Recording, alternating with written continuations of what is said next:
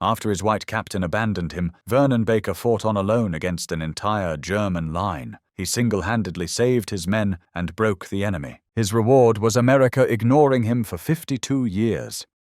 December 17th, 1919. Cheyenne, Wyoming, a city of 13,000 souls, where exactly 12 black families tried to carve out existence in a state that had never been kind to their presence. In a modest home on the edge of town, Dora and Joseph Baker welcomed their grandson Vernon into a world that had just claimed his parents. 4 years old, orphaned by a car accident that left him and his 2 sisters with only their grandparents' calloused hands to guide them. Joseph Baker was a railroad man, chief brakeman for the Union Pacific. His hands bore the scars of steel and steam, his back bent from decades of labor that white men considered beneath them, but necessary enough to pay a black man poverty wages to perform. He taught young Vernon to shoot, to hunt, to feed the family when money ran short. But more than that, he taught him something that would carry the boy through hell itself.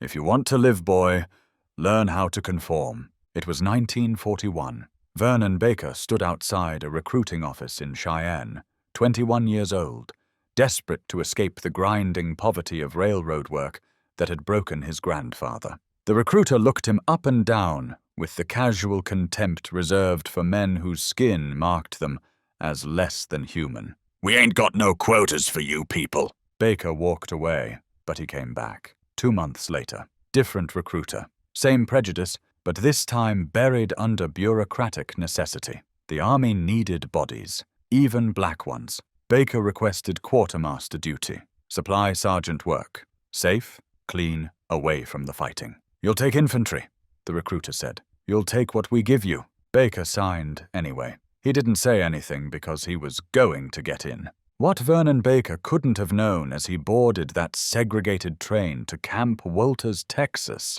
was that he had just volunteered to fight 2 wars simultaneously. One against fascism abroad, one against fascism at home, and in the Jim Crow South of 1941, the Second War would prove far more vicious than anything the Germans could devise. The bus driver's voice cut through the humid Texas air like a whip crack. "Hey, get to the back of the bus where you belong." Baker's fist was halfway to the driver's face when an old black man grabbed his arm, led him to the rear, explained, in the weary tones of a man who had made this same walk 1,000 times, the rules of Southern living. The rules that said a man in uniform, a man who volunteered to die for his country, couldn't sit in the front third of a bus. "Segregation hit me full in the face," Baker would later recall. "I don't regret joining the army.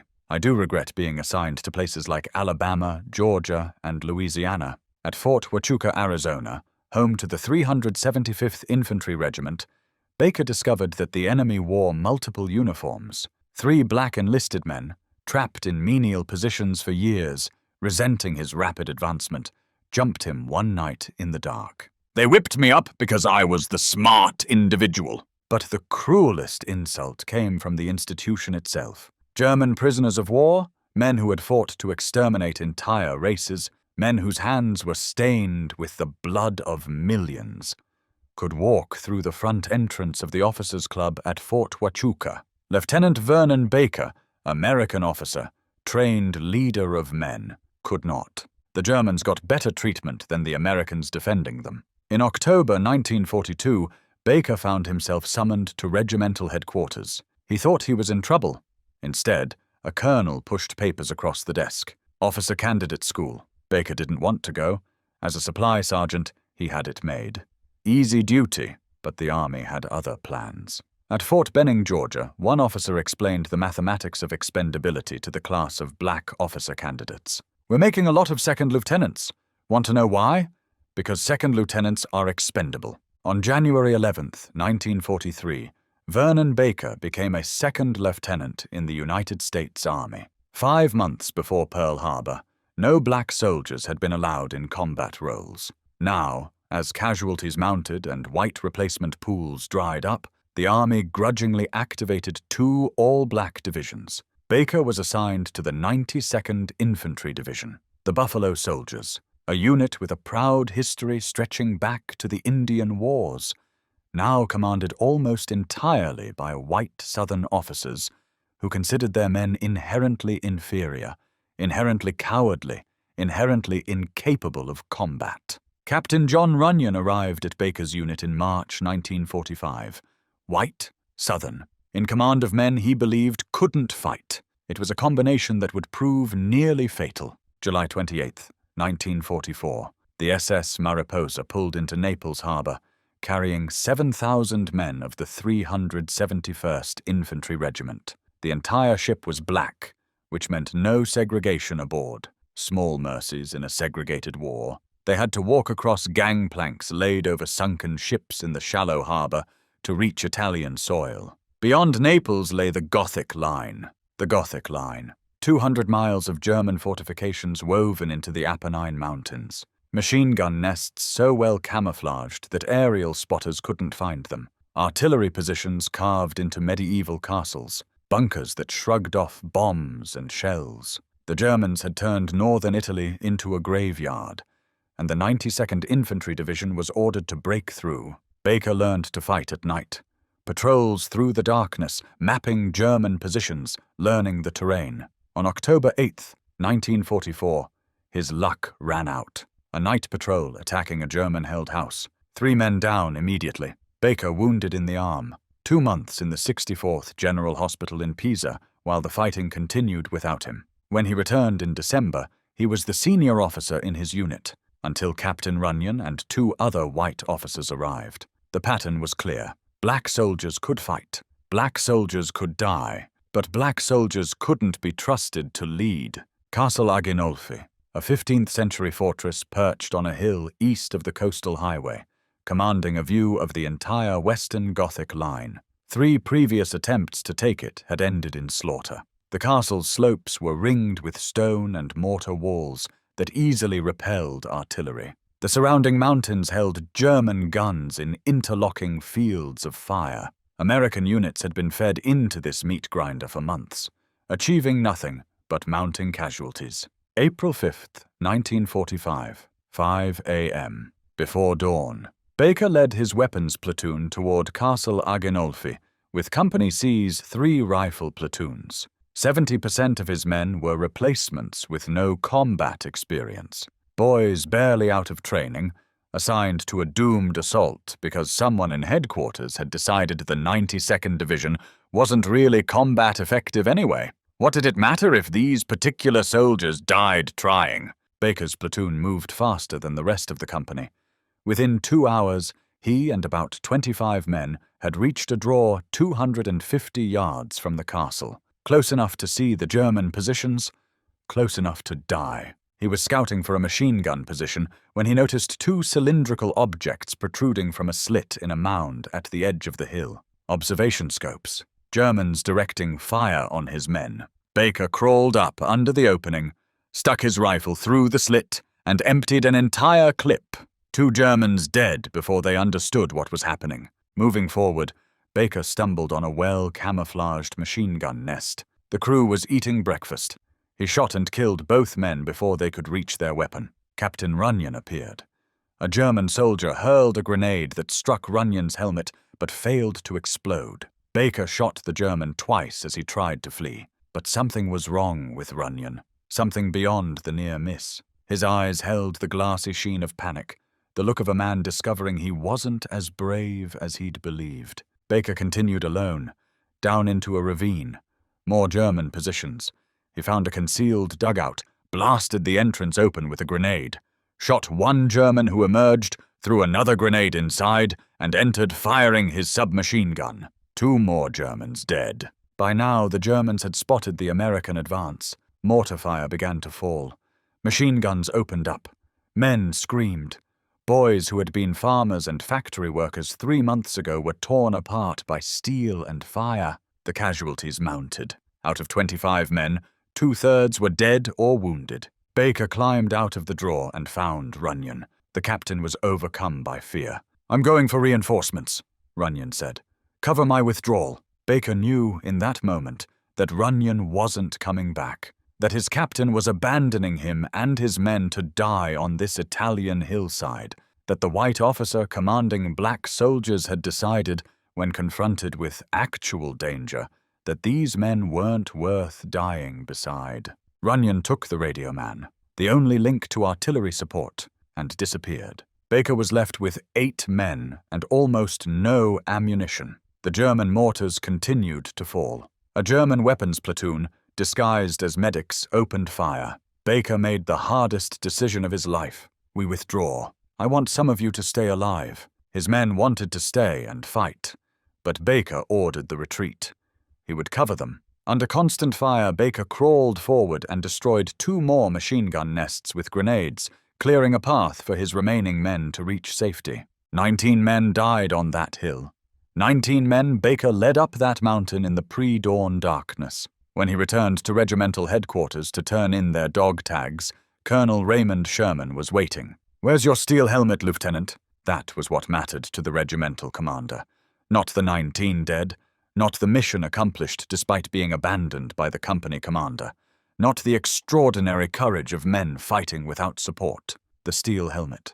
Baker stood there, exhausted, covered in the blood and dirt of battle, and received a reprimand for uniform violations. The next night, Baker volunteered to lead a battalion advance through enemy minefields and heavy fire back toward Castle Agenulfi. The Germans had withdrawn. By April 10th, the 92nd Division entered Massa. The Gothic Line was broken.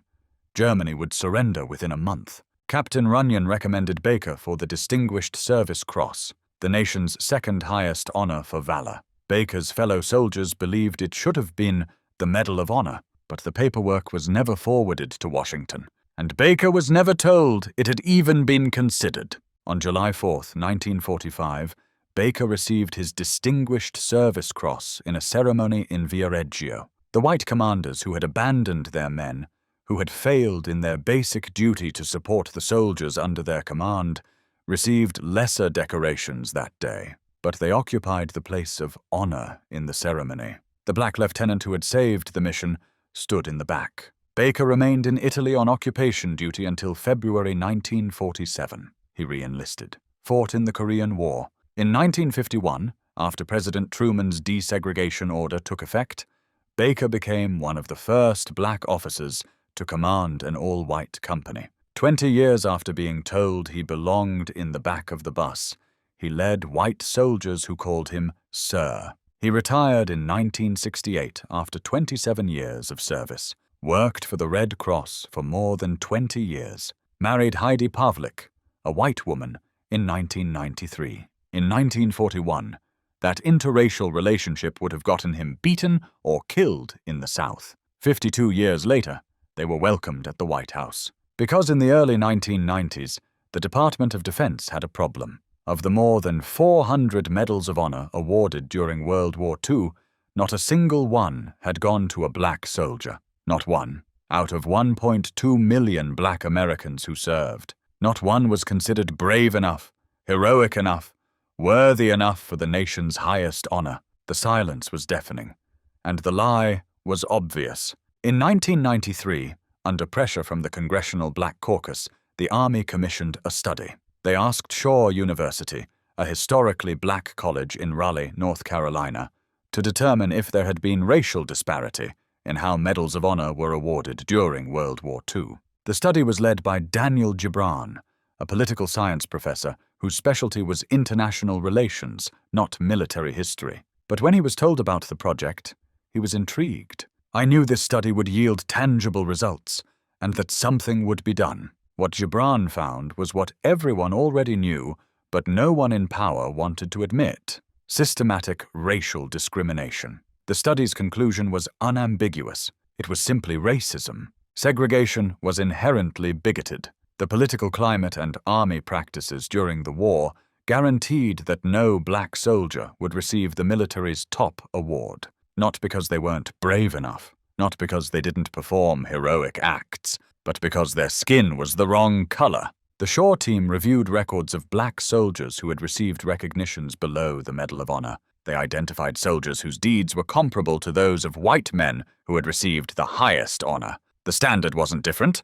The results were, after an exhaustive review, the team recommended 10 black soldiers for the Medal of Honor. The Army's Board of General Officers reviewed the cases and selected 7. Sergeant Reuben Rivers, Staff Sergeant Edward Carter, Jr., First Lieutenant Charles Thomas, Private First Class Willie James, Jr., Private George Watson, First Lieutenant John Fox, and First Lieutenant Vernon Baker. By 1997, Baker was the only one still alive, January 13, 1997. The East Room of the White House. The Marine Corps band played God Bless America. Vernon Baker, 77 years old, entered to a standing ovation. Every member of President Clinton's cabinet was present. Idaho Senators Larry Craig and Dirk Kempthorne, retired General Colin Powell, General John Shalikashvili, the widows and families of the 6 men being honored posthumously. President Clinton stood beneath the glistening chandeliers where, exactly 52 years earlier to the day, President Harry Truman had presented 28 World War II veterans with the Medal of Honor. Truman had described those men as a great cross-section of the United States. No, Clinton said. Today we fill the gap in that picture and give a group of heroes who also loved peace but adapted themselves to war, the tribute that has always been their due. Clinton recounted their stories. Reuben Rivers, who refused evacuation after his tank hit a mine, took command of another tank and fought until he was killed. Edward Carter, shot 5 times while crossing an open field in Germany, who killed 6 German soldiers trying to capture him and brought 2 prisoners back for interrogation. Charles Thomas, wounded repeatedly while helping his men find cover, refusing evacuation until he ensured they could return fire effectively. Willie James, pinned down for an hour, who planned a counterattack and was killed going to the aid of his wounded platoon leader. George Watson, who repeatedly pulled men from the water after their ship was bombed until exhaustion pulled him under. John Fox, who called artillery fire onto his own position to stop a German assault, knowing it would kill him. And Vernon Baker. Clinton quoted Baker's personal creed, the words that had carried him through battle and through decades of a nation's ingratitude. Give respect before you expect it. Treat people the way you want to be treated. Remember the mission. Set the example. Keep going. Those are words for all of us, Clinton added. The president draped the Medal of Honor around Baker's neck. The pale blue ribbon, the 5-pointed star. Baker stood erect and proud. Tears streamed down his face. He didn't move to wipe them away. Reporters asked him later what he was thinking during the ceremony. I was thinking about what was going on up on the hill that day. The 19 men, the men he left behind. The men who should have been standing beside him but never got the chance to grow old, to be honored, to be remembered. The only thing that I can say to those that are not here with me is, thank you, fellas, well done. I was an angry young man. We were all angry. But we had a job to do, and we did it. Someone asked how he felt about receiving the honor 50 years late. Baker's response cut through the celebration like a knife. I'm angry. If I was worthy of receiving the Medal of Honor in 1945, I should have received it then. But receiving the honor now, I answer those that every black soldier that fought in the Second World War has been vindicated. Everyone. The ceremonies continued. The Pentagon, the Hall of Heroes. Vernon Baker's name joined approximately 3,400 other Medal of Honor recipients on wood-paneled walls. One of the most touching moments came when Baker spoke privately with General Robert Foley, one of only 2 Medal of Honor winners on active duty. 2 men, 2 wars, 2 eras. One recognition, finally, of what should have been obvious all along. Black soldiers were brave. Black soldiers were heroic. Black soldiers deserved honor. Vernon Baker died on July 13, 2010, at his home in St. Mary's, Idaho, after a long battle with cancer. He was 90 years old. His wife Heidi and family members were by his side. He was buried at Arlington National Cemetery with full military honors. In his memoir, Lasting Valor, Baker reflected on his experiences. He never stopped thinking about the 19 men on that hill. Never stopped wondering if he could have saved them. Never stopped mourning the waste of young lives in a war that freed Europe while leaving black Americans in chains at home. But he also never stopped believing in the mission. never stopped setting the example, never stopped moving forward. "I'm not a hero," he said repeatedly. "The real heroes were the 19 men I left on the hill that day." But history disagrees. Vernon Baker was a hero, not despite the racism he faced, but in defiance of it. He volunteered to serve a nation that denied him basic rights. He led men into battle when his own commanders abandoned him. He fought with extraordinary courage in a war against fascism while his own country practiced a different form of the same disease. And when, 52 years later, his nation finally acknowledged what it had done, Baker stood in the White House and accepted the Medal of Honor, not for himself, but for every black soldier who fought in the Second World War, everyone who was told they weren't good enough, everyone who was denied recognition, everyone who died defending freedom they were not allowed to enjoy. The Shaw University study proved what everyone already knew. It was simply racism. The absence of Black Medal of Honor recipients from World War II wasn't an accident. It wasn't an oversight. It was policy. Unwritten, unacknowledged, but as real as the segregated barracks and the back-of-the-bus rules and the German prisoners who got better treatment than American soldiers. 7 men received justice in 1997. 7 out of 1.2 million, and only 1 lived to see it. Vernon Baker, the black hero. America tried to forget. The soldier who did his job despite everything his country threw at him. The man who stood at 5 feet 5 inches and 140 pounds but carried the weight of an entire generation's broken promises up an Italian hillside in the pre-dawn darkness. On April 5, 1945, Vernon Baker destroyed 3 machine gun nests, 2 observation posts, and a dugout. He killed 9 German soldiers. He covered his men's retreat while under constant fire. He volunteered the next night to lead another advance through minefields. For 52 years, America's answer was a Distinguished Service Cross and silence. The Medal of Honor that Vernon Baker finally received in 1997 wasn't just his. It belonged to Sergeant Henry Johnson, who saved his entire unit in World War I but died in poverty, forgotten. It belonged to Doris Miller, who shot down Japanese planes at Pearl Harbor but was sent back to mess duty. It belonged to the Port Chicago 50, convicted of mutiny for refusing to load ammunition without safety equipment after an explosion killed 320 men. It belonged to the Wereth 11, massacred by the SS during the Battle of the Bulge, their deaths ignored for decades. It belonged to every black soldier who fought for a country that wouldn't fight for them. Vernon Baker's Medal of Honor certificate hangs in the National World War II Museum in New Orleans. Below it is a quote from an unnamed source,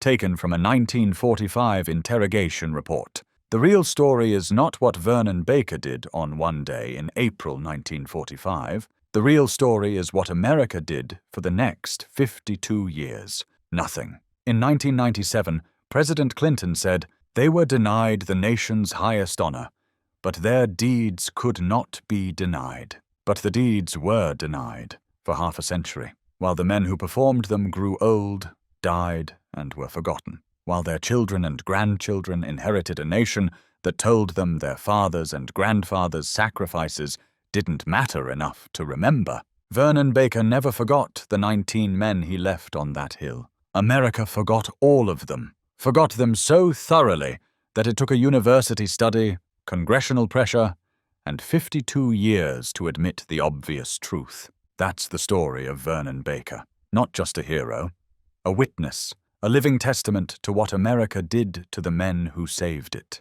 and a reminder that when we finally, belatedly, do the right thing, we must acknowledge exactly how long we waited and why. Give respect before you expect it.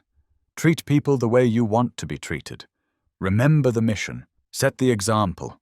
Keep going. Vernon Baker kept going through racism, through combat, through 52 years of silence. He kept going until his country, finally, reluctantly, could no longer ignore what he had done. The black hero. You don't remember, died at 90, honored at last, mourned properly, buried with the respect he always deserved. But for most of his life, Vernon Baker was exactly what the title of this story says. Forgotten, ignored, erased from the history he helped write, until 7 black soldiers received justice from a White House that had denied it for half a century, until researchers at a black university proved what everyone already knew, until one man, standing in the East Room with tears streaming down his face, accepted an honor that should have been automatic, but took a lifetime to arrive. Vernon Baker. Remember the name. Remember the man. Remember what America did. And remember what it took to make America remember. Give respect before you expect it.